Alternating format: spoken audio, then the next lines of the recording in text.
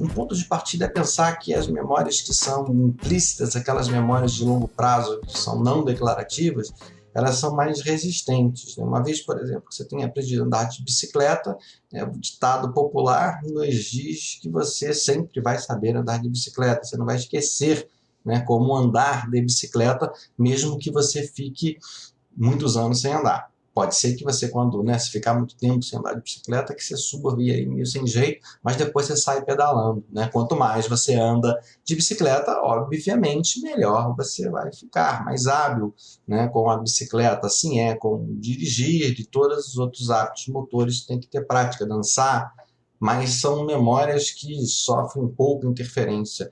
Memória não declarativa associativa é uma memória que faz com que nós tenhamos bem-estar no pôr do sol. Quando a gente sente o cheiro de um bebê, a gente tem bem-estar, são memórias associativas, mas também estão na base de respostas emocionais condicionadas desadaptadas. Então, está lá nesse sistema que sofre pouca interferência, fica lá armazenado.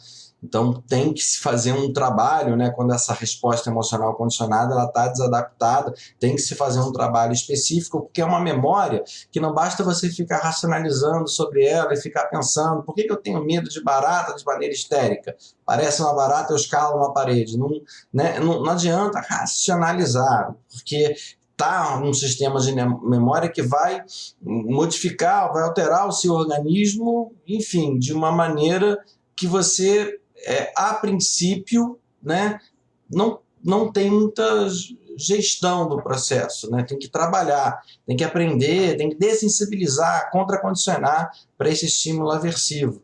Já um outro tipo de memória, que é a memória que nós falamos de longo prazo, que são declarativas, essas sofrem mais interferências.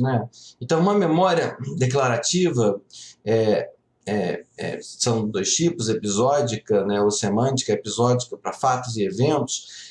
Não sei, muitas pessoas têm uma experiência muito interessante nós compartilharmos e usarmos como um exemplo. Quando você visitava uma casa,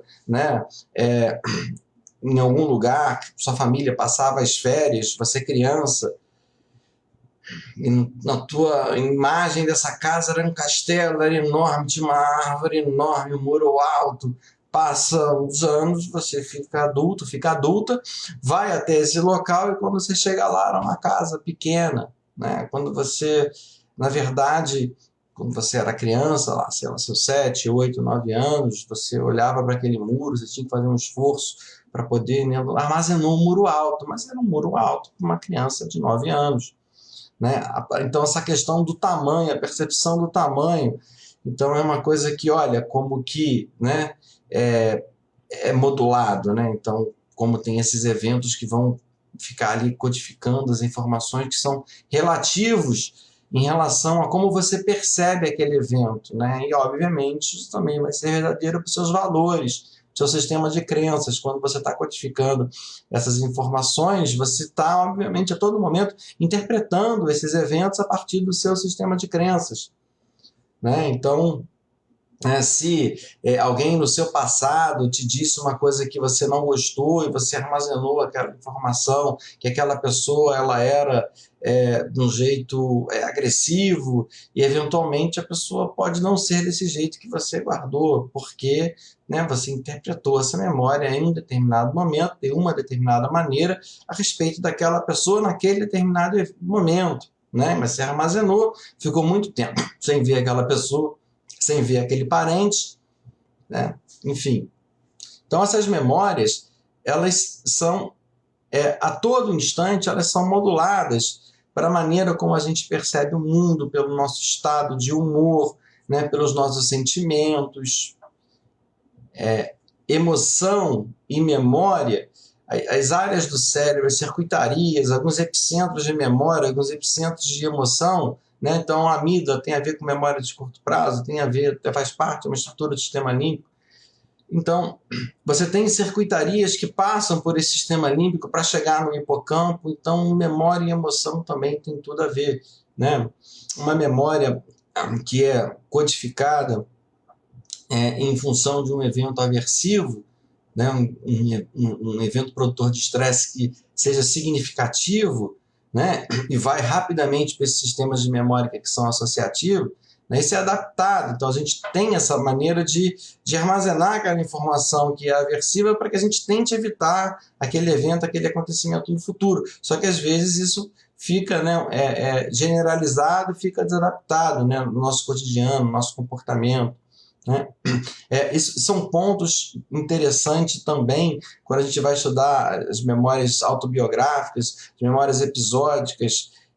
A psicologia jurídica estuda muito essas questões por conta das falsas memórias, né? Como que essas memórias elas podem ser moduladas, né, por agentes externos quando estão ali, né, no momento de um julgamento, contando uma história, botando algumas pistas, e o seu cérebro ele é muito hábil em tapar buraco, né? Fica uma lacuna, ele vai lá e preenche para dar sentido, para fechar essa gestalt, para a coisa fazer sentido. Mas muitas das vezes essas memórias elas não são representativas, né, do evento, do fato de como ele aconteceu, mas ela veio sendo modulada por todos esses fatores que nós conversamos aqui um pouquinho, né?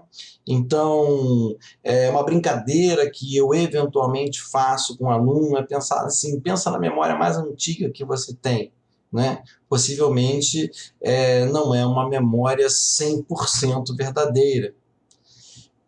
Ela veio sendo transformada, codificada durante o tempo, né? Durante o seu desenvolvimento. Toda vez que você evoca essa memória de um episódio da sua infância, você reconstrói, ressignifica. Um adulto vai lá e te conta, você junta, você acomoda essa informação e vai formando, né, o seu sistema mnemônico desta maneira, né?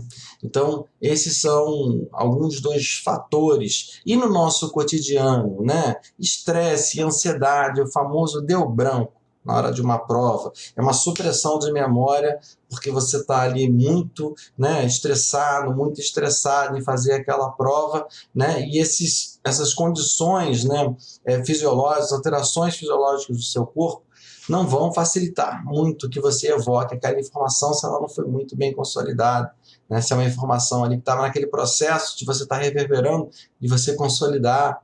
A memória ela também é um pouquinho dependente de estado, ela é estado dependente. Então, estudar num ambiente muito barulhento, né, e depois evocar a informação num ambiente silencioso tem a ver também, né? Você tem alguns estudos que mostram memória dependente de estado. Então, a memória, ela enfim, muito influenciada a maneira como a gente codifica e armazena, né, pelos eventos da nossa vida.